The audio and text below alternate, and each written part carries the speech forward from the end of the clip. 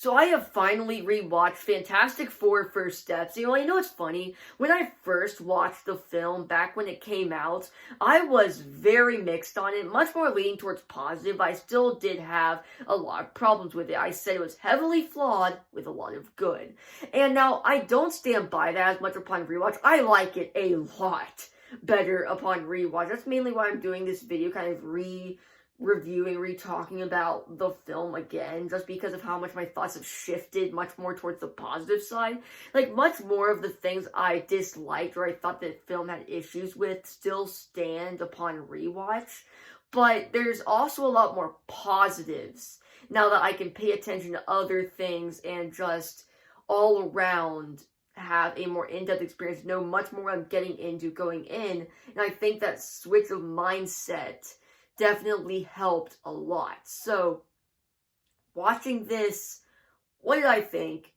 I thought it was great. Other than a few issues I still had when I watched the original, when I watched this one, like, you can tell they cut a solid 20-25 minutes out of this film to where some, like, character story arcs or plot lines get rushed, like Johnny Storm, where they still do put a lot of focus on him, but you still can feel that his arc was a little bit rushed. Some of that got cut out in the middle at some point, or just, like, pacing throughout the film can feel a little bit wonky in some sequences. Not every time, but just some. But that's really where the negatives end, and then the positives begin, where I start talking about the set design, where upon rewatch, I focus on a lot more different little details that I didn't notice the first time, that just add to how incredible and how much detail they put into this retro-futuristic city that just looks incredible. And beyond that, you have Galactus, who, when he's interacting with the city, the way that they created the effect, where they had the actor in costume walking through a miniature city, is just incredible. And then you have the family dynamic at the very core of the film, which is still great. Even, I'd say, even better than the first time I watched it. I appreciate it even more upon rewatch, because you just have this great dynamic between the characters. And now, every now and then, you'll have, like, say, Ben Grimm go off on his own, go out into the street or something.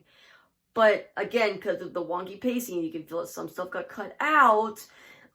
His story arc and those more emotional moments when he's off from the team, and you really just see his personality shine through at the core of himself. That's there, and it's really nice. But I feel like there could have been way more. Same with Johnny Storm, where he's a really hard character to write, where you have to make him that silly character. You have to make him kind of the humor of the team. But you also have to deliver that extreme emotional depth that he has under the surface, where, yeah, he cares deeply for his family. He's more than just the kind of like the comic relief of the group. He's more than that. He has a great emotional core to him, and that sort of shines through. But again, because you can tell they cut some stuff out. Some of that's lost in translation at some point, where his arc was a little bit rushed by the time you get to the end battle. And then you have Reed, which I think Pedro Pascal, I appreciate. That's probably the thing I appreciate the most upon rewatch, is Pedro Pascal as Reed Richards, where his mind does not work like anybody else's in the entire world, in his team, all that.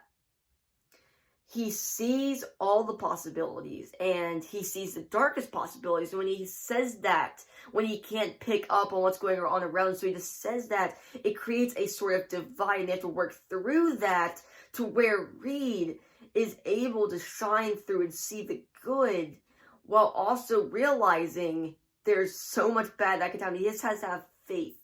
And without the rest of his team to really ground him, without Sue there to ground his character, who knows what would happen to him. And it's really just a great relationship, a great character that was performed great by Pedro Pascal, written beautifully, in my opinion. And that's really what that comes down to. The cinematography is great, to where it adds size and scale to literally everything, whether it is the city showing off its set design, complementing Galactus' size and scale, making him this big force where like you see his shadow shining over the city, or there's this shot where he looks over the Statue of Liberty's right there and it shows the size comparison. There's little things like that within the cinematography that I really appreciated. And yeah, so upon rewatch, I like it a lot more, dude. Here's a peculiar thing. I've been forming a ranking of every movie I've seen in theaters in 2025 ranked that I'm going to do a video of at the end of the year once it's all said and done. But like, here's the thing. I like it a lot more than I did the first time, but those negatives that still stand there, that are still present there upon rewatch, stop it from moving higher or lower on the list. But it's still a great film. It still makes it into like the top 12, right?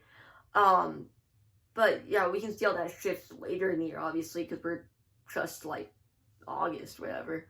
And like, yeah, so honestly, a great film, by far the best Fantastic Four film for literally every way. Not everything works. Again, I said there were some flaws, but dang, upon rewatch, it is so much better. That's about it. See ya. Okay.